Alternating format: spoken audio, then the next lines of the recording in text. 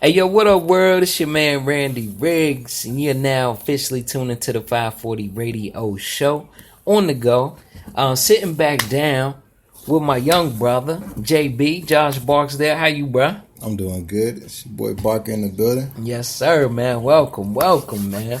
Well, we want to sit down and talk about another recap and follow up on the viewing of the Urban Kryptonite documentary. Hey, yo, and again, man, shout out, big shout out, much love for everybody that came to the event. We hope y'all enjoyed it. Hope you took home something to learn from it. And that's really what's bringing us to this conversation. Josh, does anything in particular stick out from the film that you've taken since then that you actually applying to, your life now? Well, yeah, me and my boys, we got a lot of information from that day on the Urban Kryptonite. And it really stuck out to us to see what we're eating on a day-to-day basis. Word. Not only what you consume through your mouth, like what you view every day as far as what you watch on TV and in the media in general, because that really shapes who you are.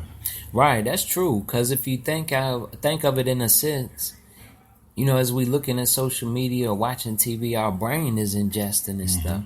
In the same way our bodies absorb what we eat, our brain is absorbing, whether it's good or if it's bad. What we putting in there, that's what our brain is feeding off of. So yeah, living a lot of fast food content out here too. True. I mean, and let's be clear about some things, because I know people are looking at fast food like it's the devil, it's the demon. Well, I mean, but in a sense, when fast food started, it was just like to fill in the blanks. It was for families. If you're having a busy day, you need to stop and grab one meal for dinner or grab breakfast. Yeah. Right.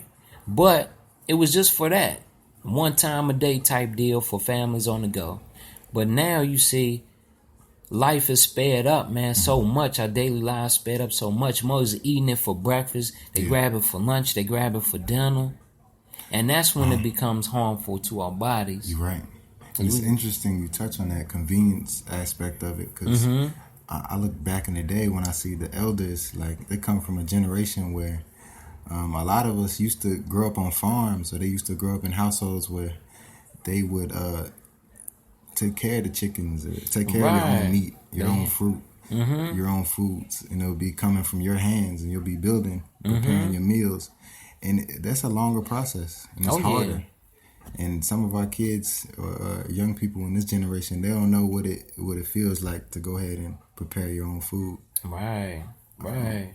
But just like anything else in preparation, well, just like being in the kitchen, and this is one of my phrases I love to say, man, preparation is the key. Because, the difference between fast food and a healthy meal, you actually have to do some preparation. You have to take the time, rinse the vegetables, chop them up, prepare them to, cook them just right or prepare them just right. It do take time, but when you put that love into it and you finally sit down and eat, man, you feel great after that. Right. Fast food, it's convenient. You can stop real quick, $2-3, get your burger and a drink. But man, that stuff ain't doing nothing good for your body when you ingest it, though. It's quick, Plus you don't know, like, when you're going to the store or to a fast food restaurant, you don't know what they're putting in your food. True. Because that's a medium somewhere that you're going to, that, like I said, you don't know what's going on in that process when they're processing the food.